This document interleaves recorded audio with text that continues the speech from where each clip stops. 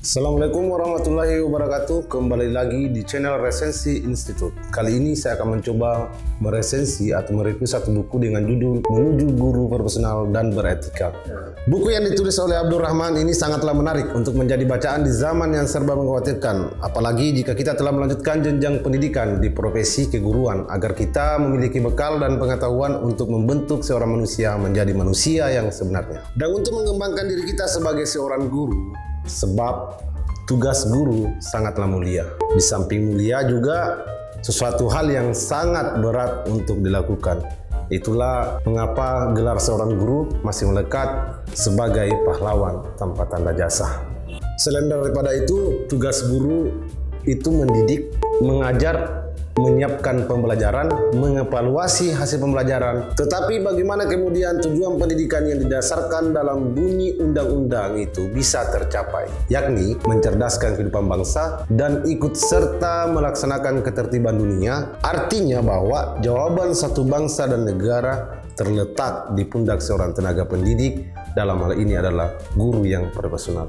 Bagaimana guru yang profesional? Yang pertama adalah, masihkah ada guru profesional hingga saat ini?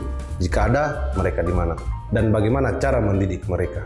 Guru profesional adalah guru yang mampu mengembangkan dirinya secara terus-menerus dan merelevasikan dirinya sesuai perkembangan zaman. Dan terus-menerus melahirkan gagasan-gagasan baru agar mengembangkan pengetahuannya, semakin berkembang dan mampu menjadi agen perubahan bagi tenaga pendidik yang lain. Sebab itu, menjalankan kurikulum pendidikan saat ini tentunya dibutuhkan guru-guru yang memiliki kualitas tinggi dalam segala bidang agar pengembangan proses pembelajaran dapat berjalan dengan baik dan terarah sebagaimana tujuan dari Undang-Undang Dasar tahun 1945, yakni mencerdaskan kehidupan bangsa dari segala aspek pengembangan kepribadian seorang guru agar membentuk karakteristik siswa-siswi yang beradab, bermoral, dan beretika. Semua itu tidak lepas dari guru-guru yang profesional dan beretika pula. Inilah kemudian mengapa gelar guru tidak bisa ditempatkan di sembarang orang, sebab guru adalah jawaban masa depan kemanusiaan. Ketika guru hari ini gagal membentuk kemanusiaan,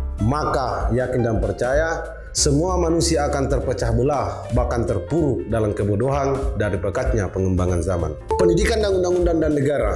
Pendidikan dan undang-undang dan negara adalah dua hal yang tak bisa dipisahkan lagi. Bahkan pendidikan memiliki peran sangat penting dalam tumbuh kembangnya suatu bangsa. Itulah kemudian mengapa pemerintah menyiapkan anggaran 20% untuk mengembangkan pendidikan tersebut. Anggaran tersebut diperuntukkan untuk meningkatkan kualitas pendidikan dan menyiapkan sumber daya manusia yang berkualitas, yang mampu melahirkan generasi yang berkualitas juga. Pasal 31 ayat 2 Undang-Undang Dasar Republik Indonesia tahun 1945 mengamanatkan setiap warga negara wajib mengikuti pendidikan dasar dan pemerintah wajib membiayainya. Artinya bahwa setiap orang berhak mendapatkan pendidikan dan bahkan pemerintah memiliki peran sangat penting dan wajib membiayainya. Peran pemerintah yang dimaksud adalah peran pemerintah setempat yang seharusnya mereka tahu dan sadar apa yang harus dilakukan untuk meningkatkan kualitas pendidikan di wilayahnya masing-masing. Baik itu pengembangan media pembelajaran seperti perangkat pembelajaran, buku-buku yang berkualitas, dan kesejahteraan para tenaga pengajar agar mereka sanggup memenuhi kebutuhan hidupnya. Selain daripada itu, perbaikan gedung-gedung sekolah sebagai rumah pembelajaran sangat dibutuhkan agar tidak ada lagi mereka yang saat belajar tapi sibuk memperbaiki kursi yang rusak, pintu jebol, ruang kelas sempit dan panas, dan guru harus rela menyeberangi sungai demi perjuangan demi memperbaiki generasi bangsa untuk kedepannya. Inilah yang perlu menjadi pusat perhatian pemerintah agar keberlangsungan pendidikan itu terus berjalan dan kesejahteraan seorang guru itu terjawab. Tugas dan tanggung jawab guru. Melalui pendekatan Al-Quran, penulis mencoba menjawab tugas dan tanggung jawab guru dalam pendidikan Islam, di mana guru setidaknya memiliki pahaman untuk membentuk seorang peserta didik yang memiliki spiritual tinggi, yang tentunya disebabkan oleh guru-guru yang memiliki wawasan tinggi terhadap nilai keagamaan. Meskipun Al-Quran tidak menjelaskan secara tegas tentang pendidikan, setidaknya memberikan gambaran terhadap pentingnya pendidikan tersebut. Misalnya ayat tentang lindungilah keluargamu dari api neraka, surah Al-Zariyah ayat 66. Ayat ini sangat lantang menyerukan betapa pentingnya pendidikan yang dilakukan dalam setiap lingkup, baik keluarga, kerabat, saudara, bahkan kepada teman-teman terdekat agar kesadaran itu muncul.